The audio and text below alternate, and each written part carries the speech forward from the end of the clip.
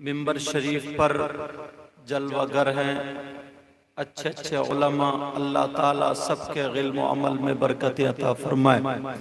दुरूद शरीफ पढ़ें। अल्लाहुम्मा सल्लि अला सय्यिदिना व मौलाना मुहम्मदिन व अला आलि सय्यिदिना व मौलाना मुहम्मदिन व बारिक व सल्लिम सलातन व सलामन अलैका या रसूल अल्लाह सल्लल्लाहु तआला अलैहि वसल्लम। हदीस शरीफ से शुरू करता हूँ मैं और देखता हूँ कितना आप लोग समझते हैं। बहुत आसान करके बोलूँगा, बहुत ज़्यादा आसान, इंशाअल्लाह समझ में आएगा। मर्द भी हैं और औरतें भी हैं, दोनों के काम की बात बोलूँगा इंशाअल्लाह। अल्लाह के रसूल सल्लल्लाहु ताला अलैहि वसल्लम इरशाद फरमाते हैं, अगर कोई आलिम या कोई तालिबे इल्म किसी बस्ती के कब्रिस्तान से गुजर जाए, नबी क्या फरमाते हैं? गुजर जाए। और आपने तो अच्छे अच्छे उलमा को बुलाया। आका फरमाते अगर कोई आलिम किसी बस्ती के कब्रिस्तान से गुजर जाए तो उसके गुजरने की बरकत ये होगी कि अल्लाह ताला उस कब्रिस्तान के मुर्दों से 40 दिन के लिए अजाब उठा लेता है। और हमारा अकीदा ये है कि जब मोमिन कब्र में जाता है तो आका तशरीफ लाते हैं। बरेली के इमाम आला हजरत ने यही तो कहा है, कब्र में लहराएंगे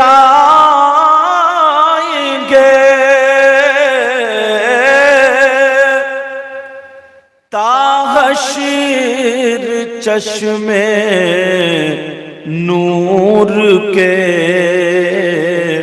कहिए या रसूल अल्लाह। अच्छा, समझ में आ रही है सबके? सब लोगों की समझ में आ रही है? तो फिर हाथ उठाओ जिसकी समझ में नहीं आ रही है। वाकई सबकी समझ में आ रही है। कब्र में लहराएंगे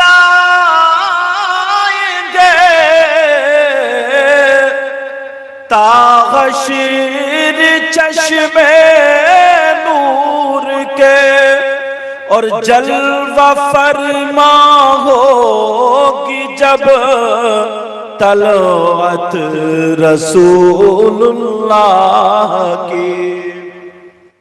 उनके निसार कोई कैसे रंज में हो, जब याद आ गए हैं सब गम भुला दिए हैं। अब जरा सुनो प्यारे, तवज्जो रखो।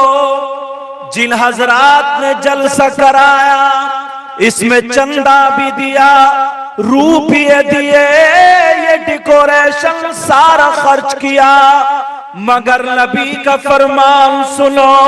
आका फरमाते सलासा ला यक़बलुल्लाहु अज़्ज़ा वजल सरफ़न वला क़दला आक़ु व मन्नान व मुकद्दिबुम बिक़द्र। नबी फरमाते हैं मेरी उम्मत में 3 तरह के लोग ऐसे हैं जो जलसा करें तो उनका जलसा कबूल नहीं, अगर रोजा रखें तो रोजा कबूल नहीं, नमाज पढ़े तो उनकी नमाज कबूल नहीं, अगर हज करे तो उनका हज कबूल नहीं, तकरीर करे तकरीर कबूल नहीं, नात पढ़े नात कबूल नहीं, कोई भी उसका कोई काबिल कबूल नहीं। नबी फरमाते हैं तीन तरह के लोग ऐसे हैं। कितनी किस्म के लोग बोलो? तीन तरह के, चाहे वो औरतें हों या आदमी, मर्द हो या औरत।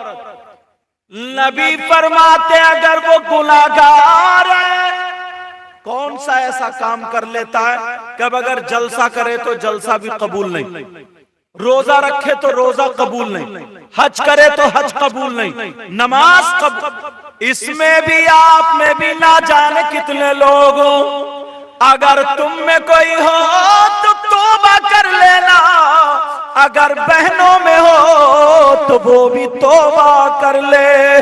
कितनी तरह के लोग हैं जरा सुनो प्यारे, तुमने नारे तो बहुत लगा लिए, तुमने जलसे भी बहुत कर लिए, मगर आमना के लाल का बयान सुनो।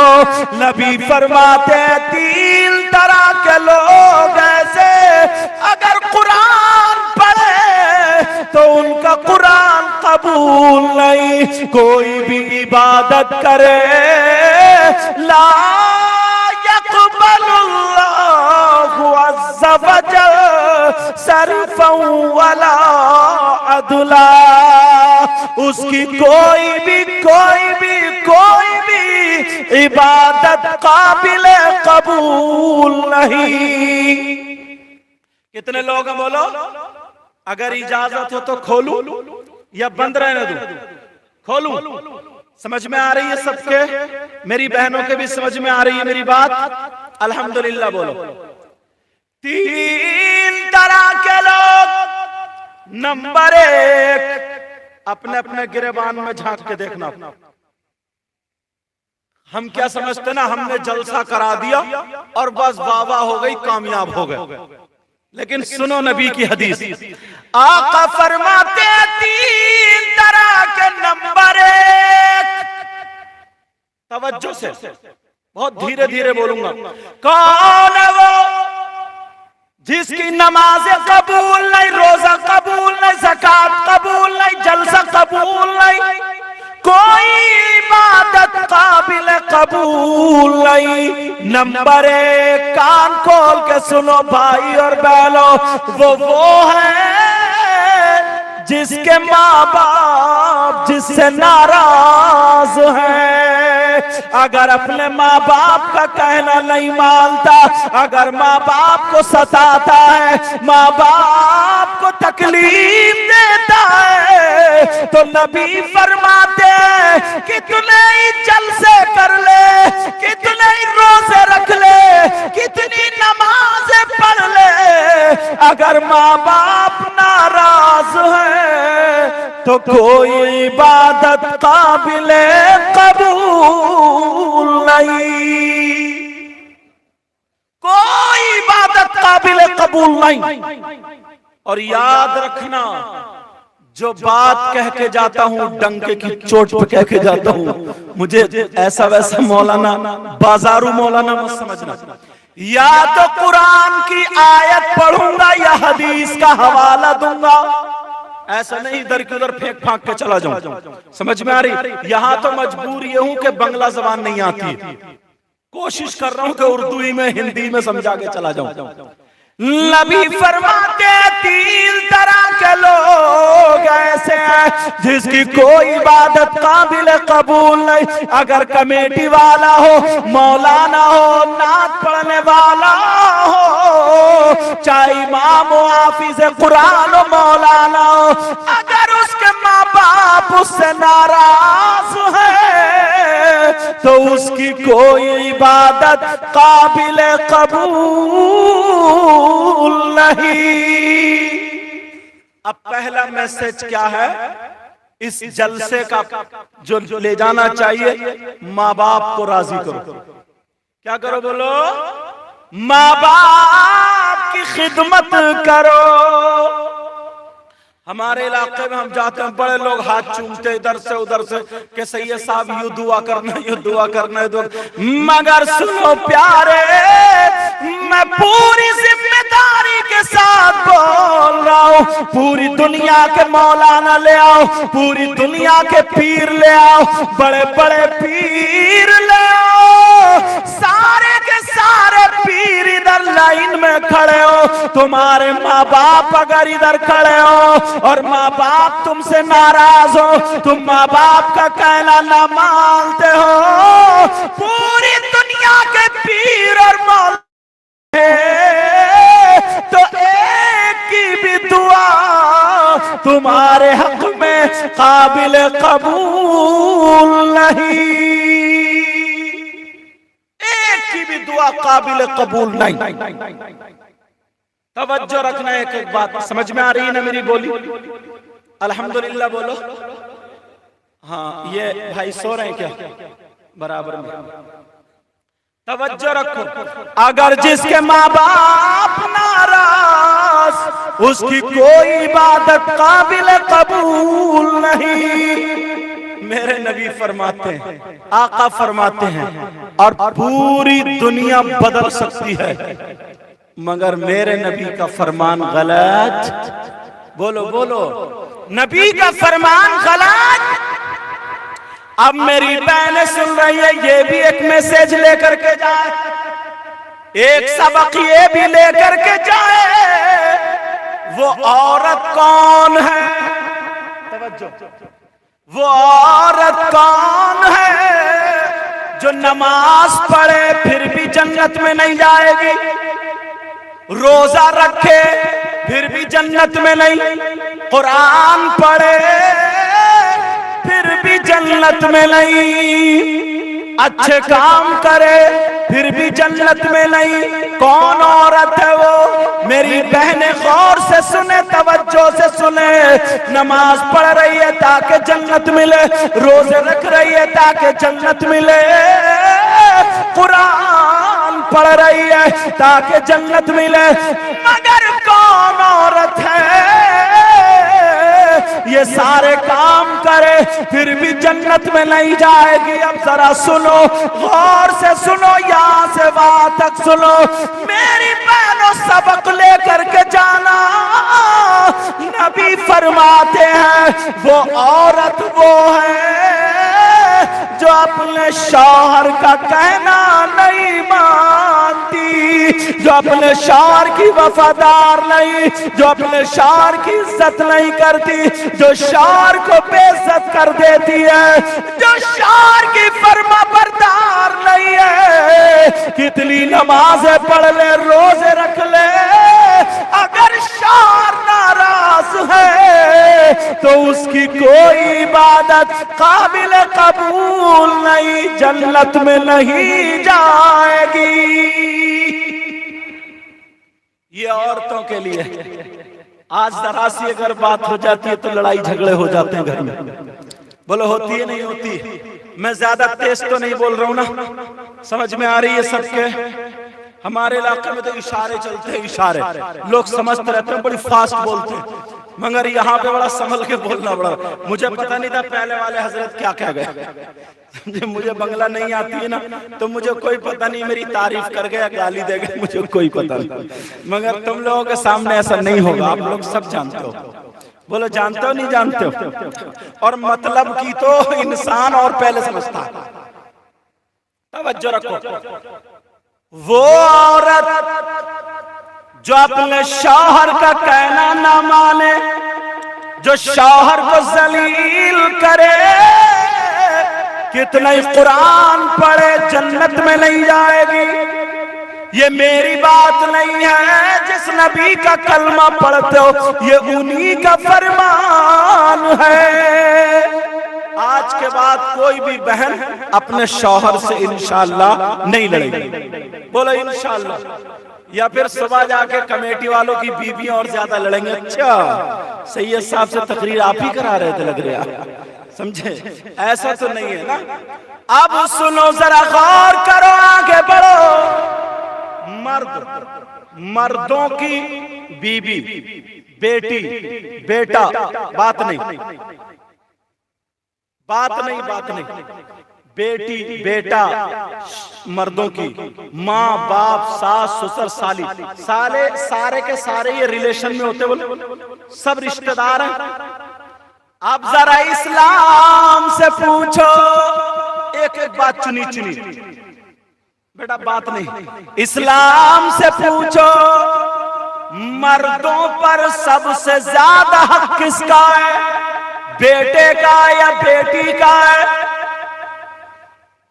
माँ का या बाप का है, सास का या ससुर का, भाई का या बहन का। मर्दों पर सबसे ज्यादा हक किसका है, इस्लाम से पूछो। अगर तुम्हारे गांव में किसी का नाम इस्लाम हो तो कल को उसी से मत पूछ लेना कि बताओ भाई अब बताओ। कल तुम्हारा बड़ा जिक्र हो रहा था, तो मैं किसी इस्लाम को नहीं जानता, मैं तो उस वाले इस्लाम की बात कर रहा हूं जिसको मुसलमान हासिल करके मुसलमान हुआ। समझ में आ रही है बात? औरतें बच्चियों बेटा बात मत करो। मर्दों पर सबसे ज्यादा किसका, जरा बोलो, गौर करना, तवज्जो रखना। मर्दों पर सबसे ज्यादा उसकी बीवी का नहीं, उसकी बेटी का नहीं, उसके बेटे का नहीं, उसके सास और ससुर का नहीं। मर्दों पर सबसे ज्यादा उसकी माँ और बाप का है। ये कौन कहता है? तुम्हारे गांव वाला इस्लाम नहीं, शरीयत मुस्तफा नबी का फरमान। मर्दों पर सबसे ज्यादा को उसकी माँ और बाप का है। अब जरा गिरेबान में झांको, 10,000 रुपए बीवी पे खर्च कर रहे हो, माँ पे कितना खर्च हो रहा है? 5,000 बीवी पे खर्च कर रहे हो, माँ बाप पे कितना खर्च हो रहा? फैसला तुम्हें करना है। सबसे ज्यादा मर्दों पर उसकी माँ और बाप का है। बताऊं, अगर बीवी के सर में भी दर्द हो जाए ना, थोड़ा सा सर में दर्द हो जाए तो कई डॉक्टर बदल जाते हैं, कई, और 2-3 चक्कर मालदा टाउन के हो जाते हैं। कभी ये टैबलेट, कभी ये दवा, कभी और माँ अगर 3 दिन से बुखार में कपकपा रही है, पेट में दर्द, सर में दर्द, पूरे जिस्म में दर्द, एक भी दवा गोली ला के नहीं देता। इतना बड़ा फर्क। मगर तुमने जलसा किया नबी के नाम पर तो कुछ बातें लेकर के जाओ। अब इसका मतलब ये भी नहीं है कि बीबी को जान से मार दो, बीबी को फांसी दे दो, ऐसा नहीं, बीबी का भी हक है। इस्लाम ये कहता है, सुनो, अगर कोई शख्स अपनी बीवी पर जुल्म करता, मारता, थप्पड़ मारता, तमाचे मारता, गालियां बकता, जुल्म करता है, तो उस शख्स का हश्र फिरौन, शद्दाद, कारून, नमरूद, जालिम बादशाहों के साथ होगा। अब सबसे ज्यादा मर्दों पर किसका हुआ? बोलो बोलो, अरे इतना तो याद हो गया ना, किसका हुआ? बोलो, माँ और बाप का। अब औरतों पे आ जाओ, औरतों पे ज्यादा हक किसका है? अरे भाई, औरतों के भी तो बेटा बेटी, शौहर, माँ बाप, सास ससुर, चचा, सब रिश्तेदार, इनके भी तो है ना। औरतें जरा, मैं दोनों को लेकर के चल रहा हूं ताकि बात काम की हो जाए। औरतों पर ज्यादा किसका, जरा ये भी सुन ले। मर्दों पर तो माँ और बाप का है, मेरी बहन जरा सुन करके जाए। औरतों पर सबसे ज्यादा किसका है, सुने, उसके भाई का नहीं, उसकी बहन का नहीं, उसके बेटे का नहीं, उसकी बेटी का नहीं, उसकी माँ का नहीं, उसके बाप का नहीं। औरतों पर सबसे ज्यादा उसके शौहर का है। किसका बोलो? अब ईमानदारी से बताएं, शौहर का कहना मानती? हदीस में तो यहां तक आया, किताबों में यहां तक आया है, शौहर की इजाजत के बगैर घर से निकलना जायज नहीं। अब ये जितनी बैठी हैं इजाजत लेकर आई हैं, बताओ बीबी को शौहर की इजाजत के बगैर घर से निकलना जायज नहीं। अब ये जितनी आई है यहां से वहां तक, ये खुद समझें ये इजाजत लेके आई है या कहीं पर जाती है, कहीं पर जाती है तो इजाजत लेके जाती है। इजाजत की बात कर रहे हो, जरा सुनो। नबी की बेटी, आहा मुझे याद आने लगी, सैयदा फातिमा, सुभान अल्लाह बोलो। नबी के दामाद, सैयदों के दादा हजरते अली। अल्लाह, एक दिन ये हुआ, थोड़ी सी अनबन हो गई और हर मियां बीबी में हो जाती है, मगर ये अनबन बहुत बड़ी वाली मत समझ लियो। हमारी जबान ठीक नहीं है, जो कहते हैं ना माँ की गाली, बहन की गाली, किस किस की, बात बात तो शराब पी पी करके आंगन में खड़े होकर के बीबियों को गाली देता बीबी। इतना इतना बड़ा बेवकूफ इंसान भी है। अब सुनो, थोड़ी सी अनबन हो गई। सैयदा फातिमा ने सोचा मैं अपने शौहर को ये बात कैसे बताऊं, आज के बाद ये बात ना बोले मुझे अच्छी नहीं लगी। फातिमा ने सोचा अगर मैं कहूं तो कहीं बुरा ना मान जाए, चलो अपने अब्बा जान से कहलवा दूं। सैयदा फातिमा घर से निकली नहीं। हजरत अली उधर बैठे थे, दीवार से टेक लगाए हुए। सैयदा फातिमा ने चादर ओढ़ी और अली के पास पहुंच गई। नबी की बेटी अली के पास। अली बोले क्या बात है फातिमा? कहा हम इजाजत लेने आए हैं, और आज अगर थोड़ी सी लड़ाई होगी तो इजाजत थाने में ली जाती है, या मुखिया साहब के घर पे इजाजत ली जाती है, या दो चार इकट्ठा करके जब तक केस नहीं लगा दिया जाए तब तक मानता नहीं। मगर सैयदा फातिमा नबी की बेटी हजरत अली से कहने लगी मुझे इजाजत दे दो। अली बोले फातिमा काय की इजाजत? कहा मैं अपने अब्बा जान के घर जा रही हूँ, मैं अपने मैके जा रही हूँ, मैं अपने अब्बा से आपकी शिकायत करने जा रही हूँ। हजरत अली की आंखों में आंसू आ गए। फातिमा क्या तुम मेरी शिकायत करोगे? अपने अब्बा जान से करोगी? फातिमा आज तक मेरी शिकायत नहीं गई, लेकिन फातिमा का जरा दिल देखो। हजरत अली को जब रोते हुए देखा, आंखों में आंसू देके बैठ गई। अपने आंचल से अली के आंसू पोंछ दिए और कहने लगी अली मुझे माफ कर दो, अली मुझे माफ कर दो। सैयदा फातिमा कह रही है अली मुझे माफ कर दो। हजरत अली कहने लगे फातिमा जाओ तुम्हारे लिए इजाजत है, मगर जाने से पहले मेरे लिए दुआ कर देना कि अली की जान निकल जाए।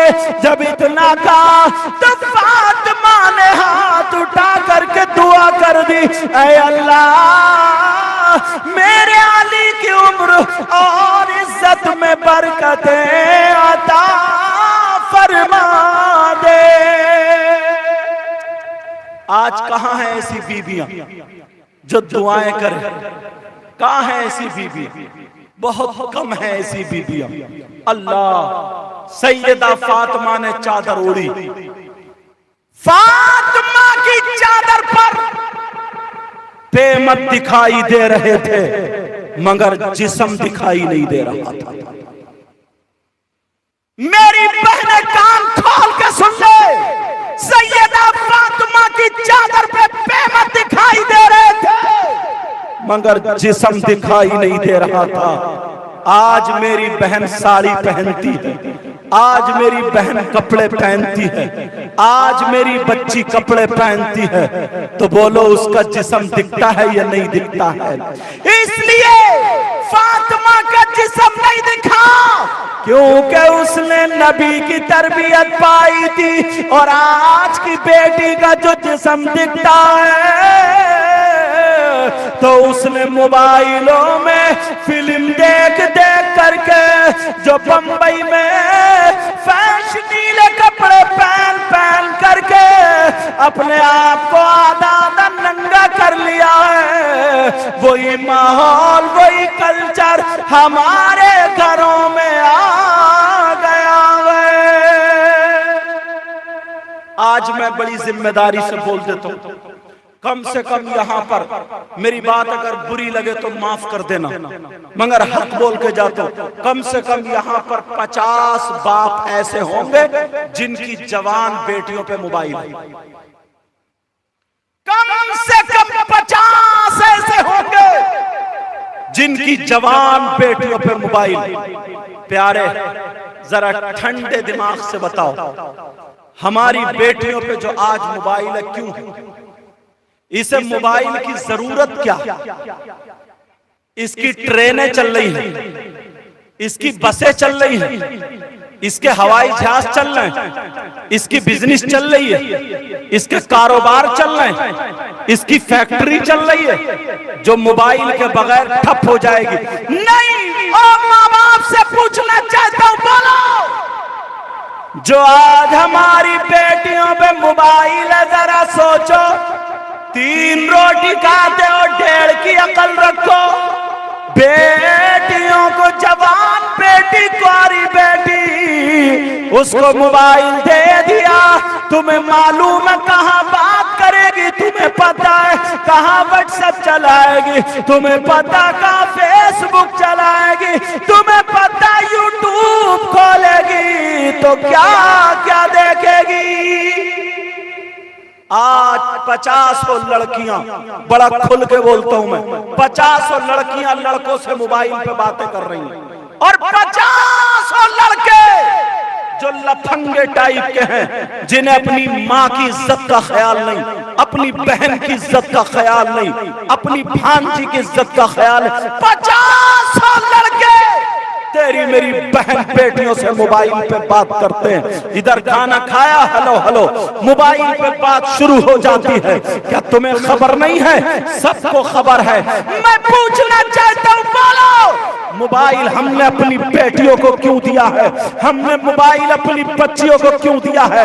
आज लड़के लड़कियों से बातें कर रहे हैं और लड़कियां लड़कों से बातें कर रही हैं। ना जाने मोबाइल पे कितने निकाह होके चले जाते हैं, ना जाने कितनी भाग जाती है, ना जाने कितने गलत फेल हो जाते हैं, ना जाने कितने गुनाह हो जाते हैं।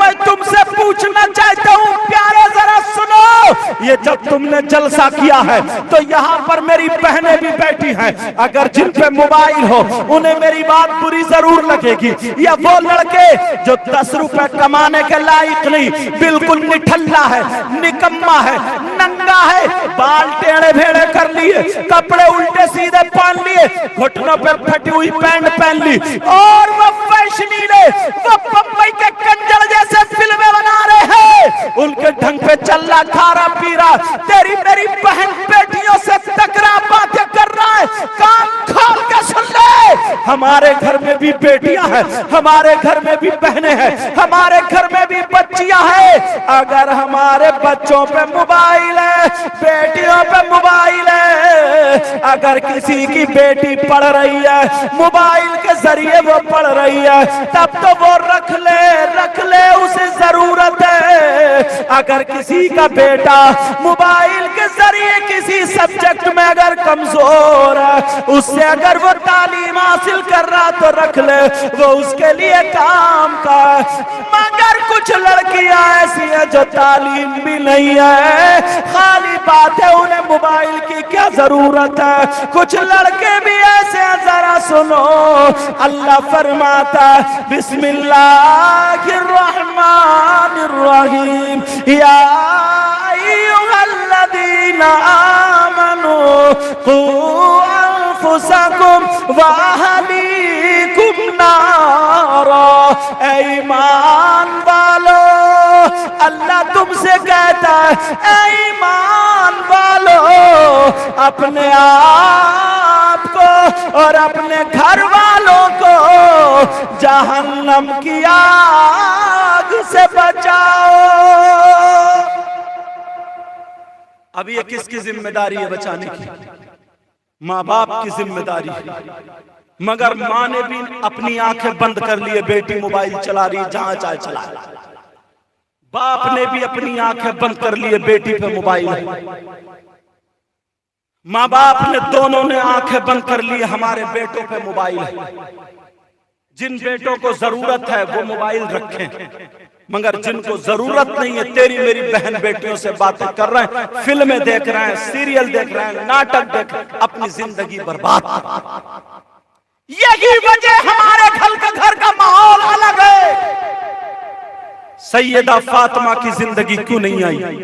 आज देख लियो, अगर बच्ची हो तुम्हारे यहाँ, किसी के यहाँ शादी हो, कोई फंक्शन हो, कोई प्रोग्राम है, तब फैशन देखो तुम, तब उसके कपड़े देखो, तब उसके बाल देखो, उसके चलने का ढंग देखो, फिल्मों जैसा, खाने का ढंग फिल्मों जैसा, पहनने ओढ़ने का ढंग फिल्मों जैसा।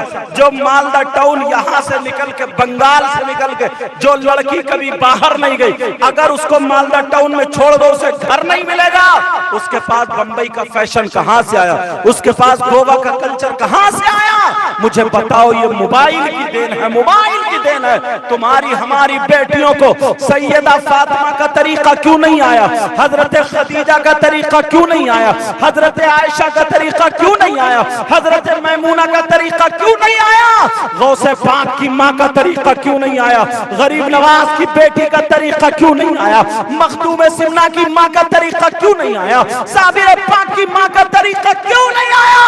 इसलिए हमने अपनी बेटियों के हाथ में कुरान नहीं दिया, हमने अपनी बेटियों के हाथ में हदीस नहीं दी, हमने अपनी बेटियों के हाथ में दीनी किताब नहीं दी। ये मोबाइल दे दिया, मोबाइल दे दिया। अब उसके बाल है तो फिल्मों जैसे हैं, उसका दुपट्टा है तो फिल्मों जैसा, उसका मेकअप है तो फिल्मों जैसा, उसके खाने का ढंग, पहनने का ढंग, चलने का ढंग, ओढ़ने का ढंग, सारे का सारा फिल्मों जैसा है।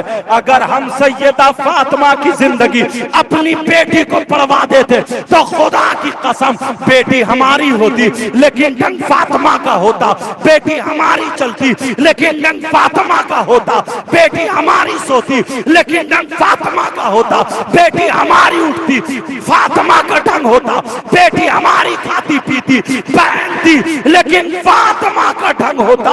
अगर ऐसी बेटी बाप के घर में हो तो बाप के लिए रहमत होती है, शौहर के घर में हो तो शौहर के लिए नेमत होती है। जब मां बने तो उसके कदमों के नीचे जन्नत। मगर कहां है? ये सारी गलती हमारी खुद की, सारी की सारी गलतियां हमारी हैं। ये जलसा जो होता है, जलसा, इसे एक रात का मदरसा समझा करो।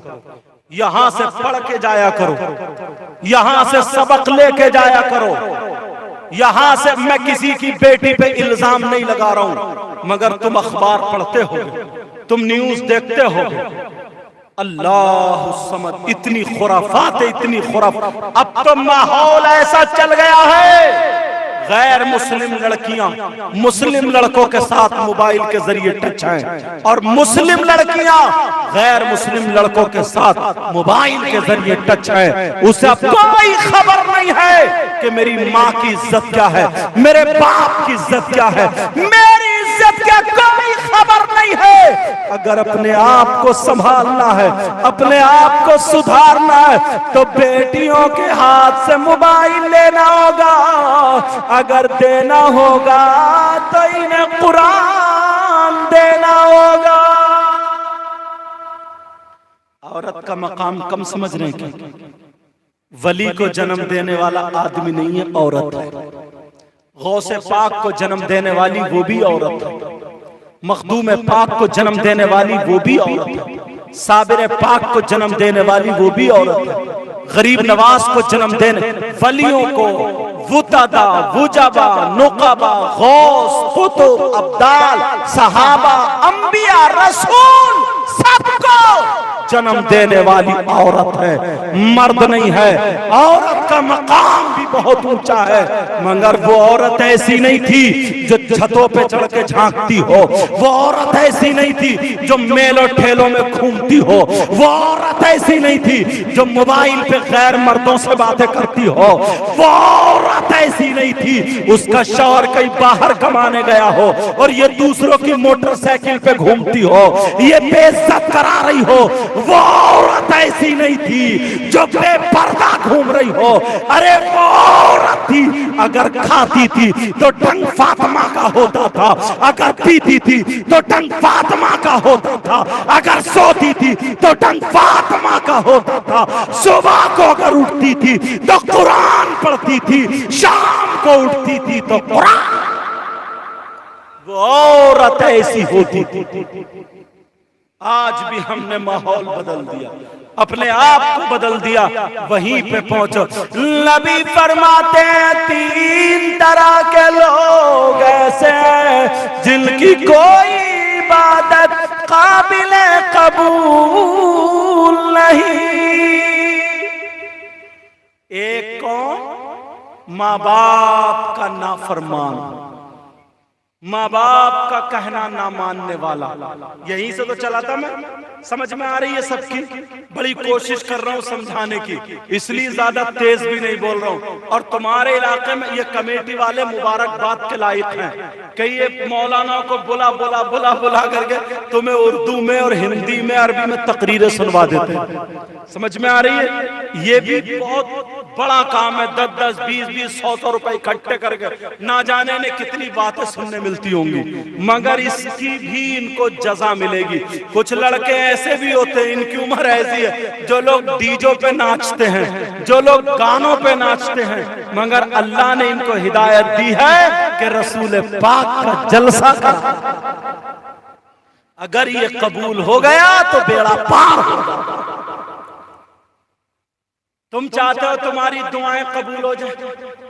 बोलो चाहते हो? कौन कौन चाहता? हाथ उठाइए, हाथ उठाओ। कौन कौन चाहता है कि दुआएं कबूल हो जाए? अच्छा अच्छा, फ्री में तो सभी चाहते हो ना। यही वजह है तुम पंडवा शरीफ जाते होगे, बराबर में ना कुतुब आलम पंडवी रहमतुल्लाह ताला अलैह, पंडवा शरीफ जाते होगे, और मखदूम पाक कछौचा शरीफ भी जाते होगे, बरेली शरीफ भी जाते होगे, बहराइच शरीफ भी जाते होगे, लखनऊ हजरत शामीना लखनऊ में भी जाते होगे, बदायूं शरीफ भी जाते होगे, गरीब नवाज में भी जाते होगे। साबिर पाक क्यों जाते हो? मजार शरीफ पे जाते हो? नहीं बोलो क्यों जाते हो? इसलिए ताकि तुम्हारी दुआएं कबूल हो जाए, यही तो वजह। मगर एक बात और सुनो, मजार पर तवज्जो से सुनना ये बात, मजार पर मर्दों का जाना जायज है,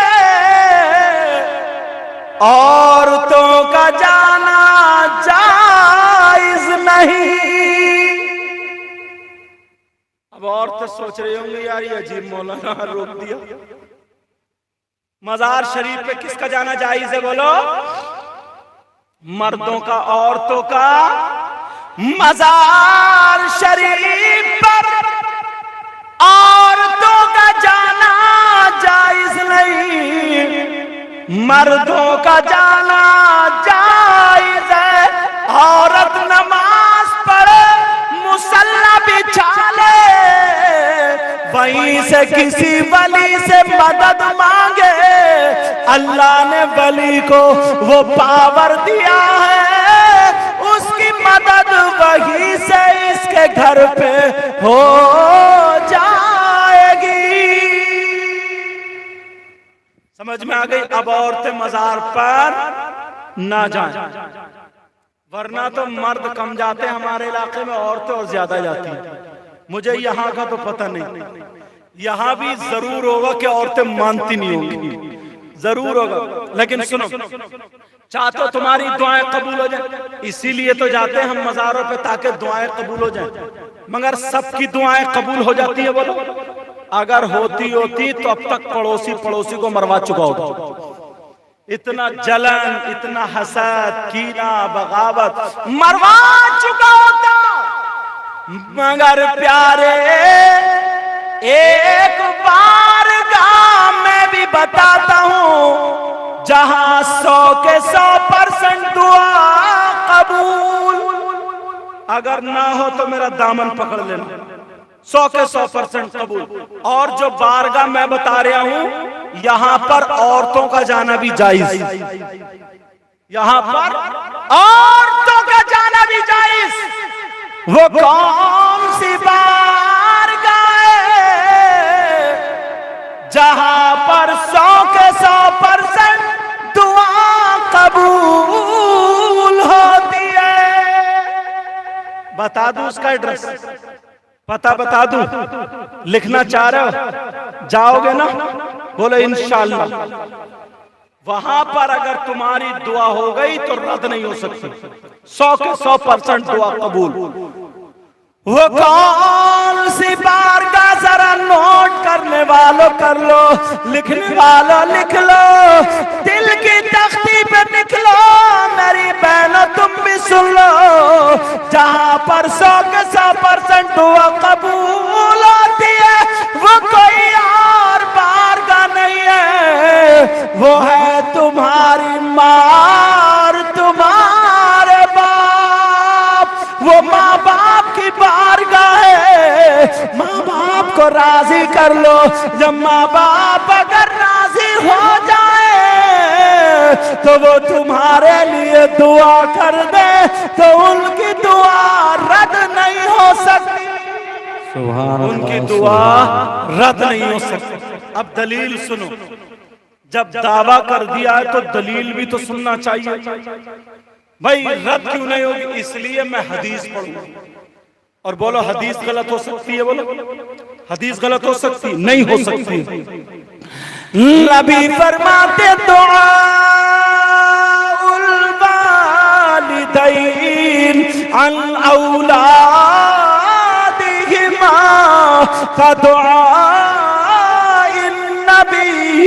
आका फरमाते हैं माँ बाप की दुआ औलाद के हक में ऐसी होती है जैसे मुझ मोहम्मद की दुआ मेरी उम्मत के हक में होती है। है किसी की दुआ जो आला हजरत की तरह है किसी की दुआ जो गरीब नवाज की तरह है किसी की दुआ जो बड़े बड़े पीर साहब की तरह हो, है किसी की दुआ जो मखदूम पाक की तरह हो। हाँ, एक जात ऐसी है जिसकी दुआ नबी की तरह है। वो जात कौन सी है? नबी फरमाते हैं दुआ उल वालिदैन अन औलादिहिमा का दुआ इन नबी की अन उम्मतिही। आका फरमाते हैं माँ बाप की दुआ नबी की दुआ की तरह। किसकी दुआ बोलो? माँ बाप की दुआ नबी की दुआ की तरह है। अब अगर तुम्हें दुआ कबूल करानी है, अगर तुम्हें आगे बढ़ना है, तो आज से माँ बाप की दुआ लो। बोलो माँ बाप की खिदमत करोगे? बोलो इंशाअल्लाह। बोलो सब लोग माँ बाप की खिदमत करोगे? बोलो माँ बाप से दुआएं लोगे? बोलो अगर माँ बाप की खिदमत कर ली, आज हम पीर के नाम पे उछल जाते, अच्छी बात है। आज हम पीरों का जब नाम आता तो हमारे अंदर जोश आता, खुश हो जाते, अच्छी बात है। लेकिन माँ बाप, जो मैंने जुमला बताया सुन लो, हजारों पीर एक तरफ खड़े खड़े दुआएं करें, और अगर माँ बाप नाराज हैं तो एक की भी दुआ काबिले कबूल नहीं हो सकती। समझ में आ रही? और अगर माँ बाप राजी है तो अब जो भी दुआ करेगा वो दुआ उसके हक में कामयाब होगा। अब अगर पीर दुआ करेगा तो कामयाब होगा, और अगर कोई आलिम दुआ करेगा तो वो भी दुआ उसके लिए कामयाब होगी। लेकिन पहला सबक यह है कि माँ बाप को क्या करना पड़ेगा? बोलो, राजी करना पड़ेगा। नबी ने फरमाया 3 तरह के लोग ऐसे, उसमें से नंबर 1 माँ बाप का नाफरमान, नंबर 2 जरा सुनो कौन है, जिसकी कोई इबादत काबिल कबूल नहीं। नबी फरमाते वमन्नान, एहसान करके एहसान जताने वाला। और तीसरा वो है वह मुकज़्ज़िबुम बिक़द्र, नबी फरमाते हैं जिसकी नमाज कबूल नहीं। तीसरे नंबर पे वो है जो तकदीर को झुठलाता है। 3 लोग हुए। समझ में आई बात? कितने लोग वो? बोलो, नंबर 1 माँ बाप का नाफरमान, नंबर 2 वो मुकज़्ज़िबुम, नंबर 2 वो मन्नान, एहसान करके एहसान जताने वाला, नंबर 3 वो मुकज़्ज़िबुम बिक़द्र, तकदीर को झुठलाने वाला। प्यारे, अपने अंदर खामियां देखा करो, अपने अंदर बुराइयां देखा करो। आज के बाद किसी की बहन बेटी को मत तकना, आज के बाद मोबाइल गलत इस्तेमाल मत करना। अब हालात बदल चुके हैं। अपने चेहरों पे दाढ़ी रखो, अपने सरों पे टोपी रखो, मस्जिदों में जाकर के इबादत किया करो, नमाजें पढ़ा करो, माँ बाप की खिदमत किया करो, और किसी को तकलीफ मत दो, किसी को भी तकलीफ। यहाँ तक के अगर कोई कुत्ता हो तो उस कुत्ते को भी तकलीफ मत दो, जानवर को भी तकलीफ मत दो। और मेरी बहनें सुने, अपने शौहरों की खिदमत करें, अपने शौहर की अमानत में खयानत मत करना। कभी भी ऐसा कदम मत उठाना जिससे तुम्हारे शौहर का सर झुक जाए, जिससे तुम्हारा शौहर बेइज्जत हो जाए। तुम अपने शौहर की खिदमत के लिए लग जाओ, अपने शौहर की वफादार बन जाओ। नबी ने फरमाया सबसे अच्छी औरत वो है जो अपने शौहर के लिए अच्छी है। नबी ने फरमाया सबसे बेहतर औरत वो है जो अपने शौहर के लिए बेहतर है। मगर कहां पर है? अरे शौहर कहीं बाहर अगर कमाने चला गया है तो ये आजाद हो जाती है, बगैर बुर्के के घूम रही है, बगैर पर्दे के घूम रही है, ऐसे ही घूमती फिर रही है। नहीं मेरी बहन, अपने शौहर की इज्जत का ख्याल रखना, अपनी माँ की इज्जत का ख्याल रखना, अपने बाप की इज्जत का ख्याल रखना। जो लड़के मोबाइल चलाते हैं, गलत इस्तेमाल मोबाइल करते हैं, तेरी मेरी बहन बेटियों से मोबाइल पे बात करते हैं, उनसे हाथ जोड़ के कह के जाऊंगा, प्यारे हमारे घरों में भी बहनें हैं, तुम्हारे घरों में भी बहनें हैं, तुम्हारे घरों में भी बहन बेटियां हैं। दूसरी बहन की बात करने से पहले तू अपनी बहन का ख्याल कर लेना, अपनी भांजी का ख्याल करना, अपनी भतीजी का ख्याल करना, अपनी बहन और माँ का ख्याल करना। कभी गलत कदम मत उठाना। अरे तुझे तो गुलाम नबी होना चाहिए था। तू तो ऐसा नौजवान हो कि अगर चले तो तेरे चलने की अदा बोले नबी नबी, तेरे खाने की अदा बोले नबी नबी, तेरे पीने की अदा बोले नबी नबी, तेरे सोने की अदा बोले नबी नबी, तेरे पहनने ओढ़ने की अदा बोले नबी नबी, तेरी हर धड़कन बोले नबी नबी। अरे तुझे तो ऐसा होना चाहिए था कि तेरी हर अदा बोले नबी नबी, और जब तक तू जिंदा रहे तो सजदे में सर रहे, बावुजू रहे, और जब इस्लाम पर आ जाए तो मैदान में निकल के तू मोबाइल चला करके तेरी मेरी बहन बेटियों को ना तके, बल्कि आलम हो इस्लाम का मैदान में खड़े होकर के यही कहे, दस्तों दस्त दरिया भी न छोड़े हमने, बहरे जुल्मात में दौड़ा दिए घोड़े हमने। दुनिया कहे वाह, अरे गरीब था मगर पक्का सच्चा मुसलमान था, अरे गरीब था मगर किसी की बहन बेटी को नहीं गलत किया, अरे गरीब था मगर इसने कदम गलत नहीं उठाया, अरे गरीब था मगर पक्का सच्चा नबी का गुलाम था। जब चलता था तो चलने की अदा से नबी नबी होता था। दुनिया पे तुझे ये कहे, जब तेरा जनाजा निकल जाए तो लोग कहे गरीब था मगर बड़ा ईमानदार पक्का सच्चा नबी का गुलाम।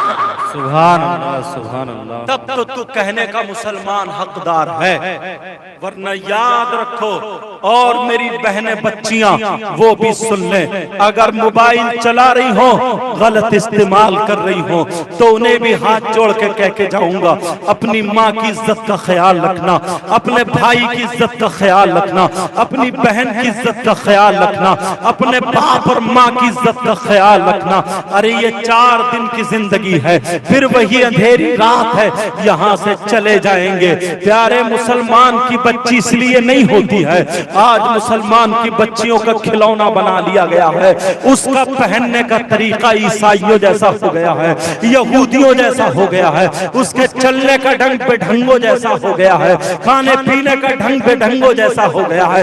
कोई बच्ची लगती नहीं कि मुसलमान की बच्ची है।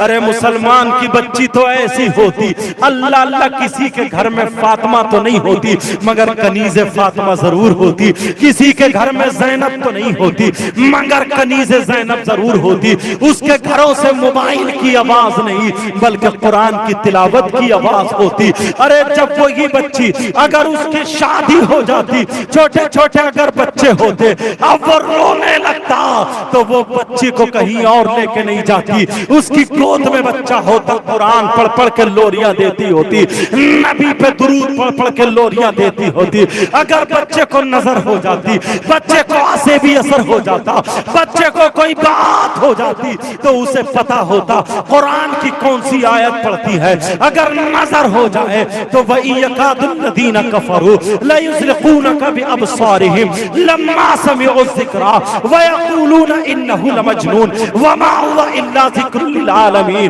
कुरान की ये आयत 11 मर्तबा पढ़ के फूंक देती तो खुदा की कसम उसके बच्चे की नजर टूट जाती। अगर ये बच्ची कुरान पढ़ने वाली होती, मोबाइल इसके हाथ में नहीं होता, कुरान पढ़ने वाली होती तो इसे पता होता अगर इसका शौहर शराब पीता होता, अगर इसका शौहर चोरी करता होता, अगर इसका शौहर किसी गैर औरत के घर जाता होता, अगर इसका शौहर बीबी का कहना नहीं मानता होता तो इसे पता होता कब्रिस्तान की मिट्टी मंगाती और मंगाने के बाद असर की नमाज के बाद कुरान लेके बैठ जाती, जुमेरात के दिन बैठ जाती, कब्रिस्तान की मिट्टी उठाती, सूरह यासीन पढ़ती और यासीन पढ़ने के बाद कह देती है अल्लाह जैसे इस कब्रिस्तान के मुर्दे हैं वैसे ही मेरे शौहर का दिल शराब से मुर्दा कर दे, फुला औरत से मुर्दा कर दे, गलत हरकत से मुर्दा कर दे, गलत काम से मुर्दा कर दे। खुदा की कसम दुनिया के अमल एक तरफ, कुरान का अमल एक तरफ, सारी दुनिया एक तरफ होती और इस लड़की का कुरान पढ़ने वाली का अमल एक। सुभान अल्लाह। मगर कहाँ है ये बातें नहीं मिलती हैं हमारे घरों में। आज तो अगर जरा सी बात हो जाए तावीज लेने पहुंच जाएगी, जरा सी कोई बात हो जाए मियाओं को ढूंढती पड़ती है, गंडे तावीज करने वालों को ढूंढती है, जादू टोना करने वालों को ढूंढती फिरती है। तेरे कुरान में क्या नहीं है, सारी चीज का इलाज है। अरे कुल औज़ु बिरब्बिल फलक, कुल औज़ु बिरब्बिन नास, ये 2 सूरतें अगर तालाब का पानी मिले या बारिश का पानी मिले या कुएं का पानी मिले और अगर नहीं मिले तो 7 नलों का पानी इकट्ठा करके 40 दिन तक फजर की नमाज पढ़ के नहा मुंह कुल औज़ु बिरब्बिल फलक कुल औज़ु बिरब्बिन नास 11 मरतबा पढ़ के फूंक ले और 40 दिन अगर पानी पी ले, मेरा दावा है 40 साल का अगर जादू है तो खत्म हो जाएगा, अगर सिफली है तो खत्म हो जाएगा, अलवी है तो खत्म हो जाएगा, आबी है तो खत्म हो जाएगा, बादी है तो खत्म हो जाएगा, जिसे काला जादू बोलते वो भी खत्म हो जाएगा। इसलिए पूरी दुनिया का अमल एक तरफ, कुरान का अमल एक तरफ है। अल्लाह फरमाता है वकुल जाल हक़्क़ु वज़ाक़ल बातिल इन्नल बातिला काना ज़हूक़ा। अरे जब हक आया तो बातिल मिट गया, खत्म हो गया, और बेशक बातिल को खत्म होना ही था और हक का बोलवाला ही। मगर कहाँ है हमारे पास ये बात? पूरे का पूरा समाज मोबाइल पे डूब गया, पूरे का पूरा समाज फैशन में डूब गया, पूरे का पूरा माहौल वही फिल्मों वाला माहौल। लड़कों के पास भी लड़कियों के पास शादी होगी तो कोई ये नहीं देखा नबी की बेटियों की शादी कैसे हुई मुझे वैसे करना नहीं, गौसे पाक की शादी कैसे हुई मुझे करना नहीं, गरीब नवाज की शादी कैसे हुई मुझे करना नहीं। अब देखा जाएगा फिल्मों में कपड़े कैसे बने थे, लड़कियां वैसे ला रही हैं, लड़के वैसे ला रहे हैं, उसमें कैसे शेरवानी पहनी है, उसमें कैसे जूते पहने हैं, उसमें हाथ में कैसे मेहंदी लगी है, उसमें कैसे बालों पे गाजा लगा है, उसमें कैसे फैशन है, सारे का सारा फिल्मों से लिया जा रहा कि यही मुसलमानों का तरीका, यही मुसलमानों का ढंग है, यही मुसलमानों का तौर तरीका। नहीं प्यारे, हमारे घर में कुरान है, इस्लामी माहौल हो, इस्लामी तौर तरीका हो। हमारे घरों में अगर शादी हो तो सैयदा फातिमा का चलन हो, माहौल हो, हजरत इमाम हुसैन की शादी हुई वही तरीका हो, हजरत इमाम ज़ैनुल आबिदीन की शादी हुई वही तरीका हो, और गौसे पाक की शादी हुई वही तरीका हो, अल्लाह वालों की शादी हुई वही तरीका हो, तो घर में रहमत भी होगी, बरकत भी होगी, पता चलेगा मुसलमान और इस्लाम का तरीका। मगर सारी चीजें खत्म है, सारी चीजें खत्म है। याद रखना, आज के बाद आखिरी बात बता रहा हूं, पता नहीं मेरी आपको कितनी बातें समझ में आई, कितनी नहीं आई। कम से कम आधी तो समझ में मेरी बहनों के आई होंगी, और मर्दों के तो करीब करीब सब समझ में आई होंगी। समझ में आई बात? सुनो, आज के बाद ये दिल का मैल खत्म कर दो, एक दूसरे से जलन, हसद, कीना, बगावत, सारी चीजें खत्म कर दो। नौजवानों, बहन बेटियों को तकना बंद कर दो। इधर से गुजरो तो सलाम, उधर से गुजरो तो सलाम। आपस में मेल, मोहब्बत, प्यार लगे कि एक माँ बाप की औलाद हैं। हर साल जलसा कराया करो, हर साल जलसा कराया करो।